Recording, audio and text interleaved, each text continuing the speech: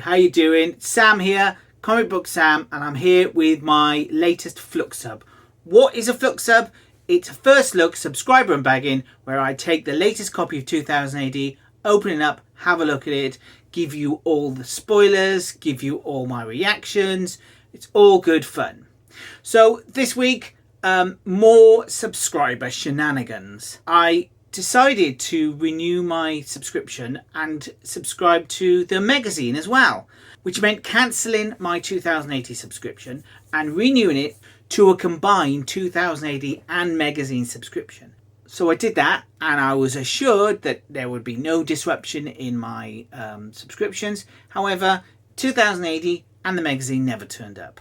So I looked on the website and it said it had been cancelled. Contacted customer support and they got the dates wrong. So I basically I've got the latest copy of 2000 AD posted to me instead of the usual subscriber a week late. So this should be PROG 2266.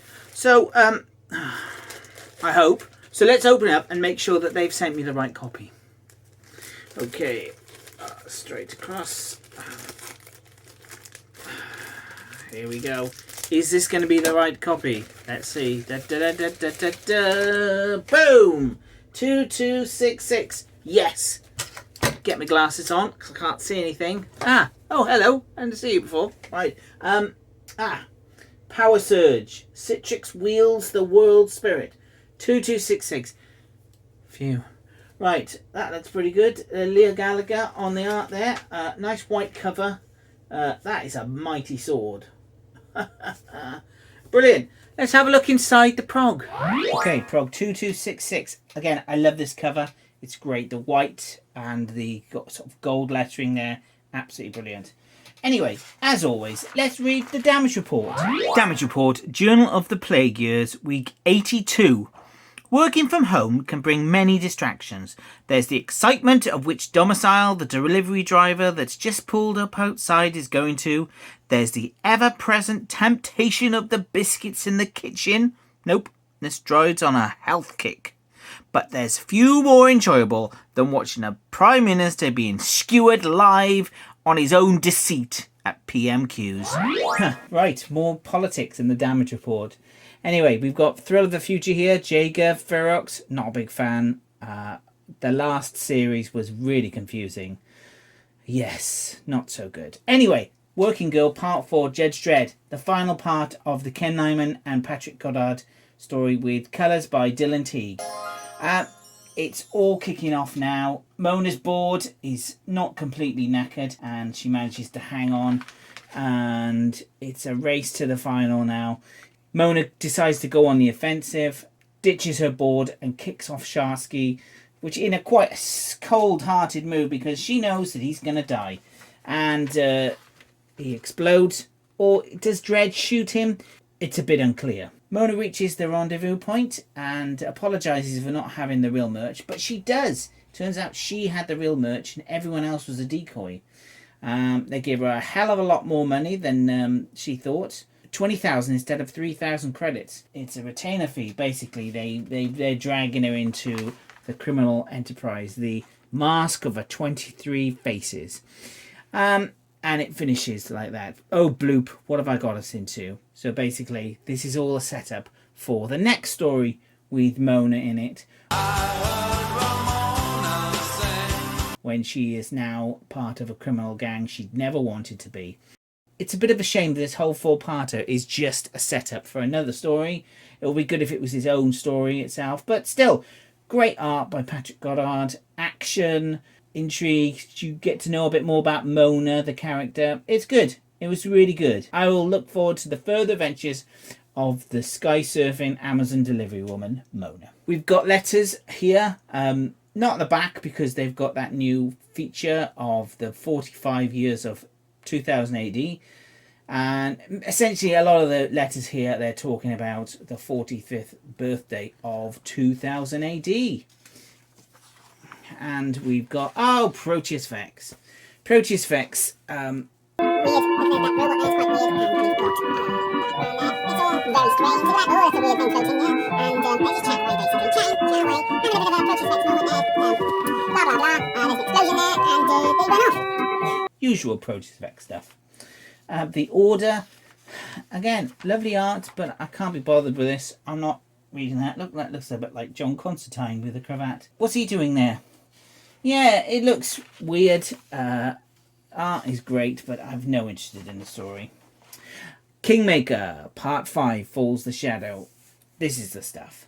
So like I said in the last episode, I expect there to be a lot of fighting. And there is. Citrix the Orc puts on his mystical armour, because he's pretty much now a wizard.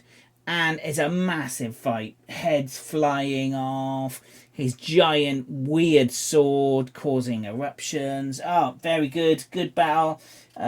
Lee Gallagher really excelling with the action art. Absolutely brilliant. And then the Wraith King / alien overlord has merged the magic and science to create these. The Agents of my ire. The Agents of my ire. Very Lord of the Ringsy. What were they? The Ring Wraiths? Yes, that's what it looks like. Green Ring Wraiths. Anyway, Demons by Daylight next week. And we've got the second part of Sapphire. Previously in Sapphire, Lady Sophia told Mucha, the inspector, that he was the father of a child. You accuse me of fathering your child? I've never laid a hand on you. No, she kind of used his essence when he opened up a bottle in the previous story. Essentially, it's a mystical turkey baster. She's taken his essence, for that read sperm, psychic sperm or mystical sperm, and created a dream baby. Oh my god, that picture there is absolutely stunning. That's a gorgeous picture by David Roach, and I have to say, absolutely stunning. Anyway, so we find out a bit more about who she is and why the series is called Sapphire. Sapphire is actually the home globe, the world that this mystical Doctor Strange type character is from. And then lots of baddies turn up. These are some great designs of just random monsters. I particularly like this one here, the robot with a floating brain with the googly eyes. That's great stuff. It all kicks off, as in last week, the mole man who popped up out of the ground in Paris.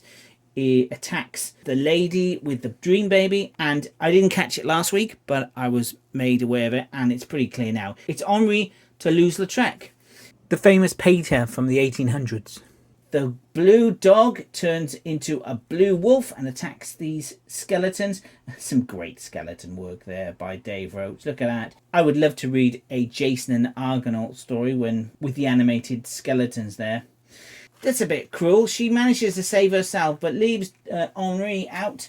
So Fifi and the baby get grabbed and taken away, and Henri chases and he says here, I should have not drunk absinthe so soon after leaving the sanatorium. Hey, I've also drunk absinthe, and I can too attest that it would definitely cause weird things like this to happen if you had too much absinthe. Whew. And finally, we've got part 4 of Brimful of the Thrills on 45. This is from PROG 146 to 192.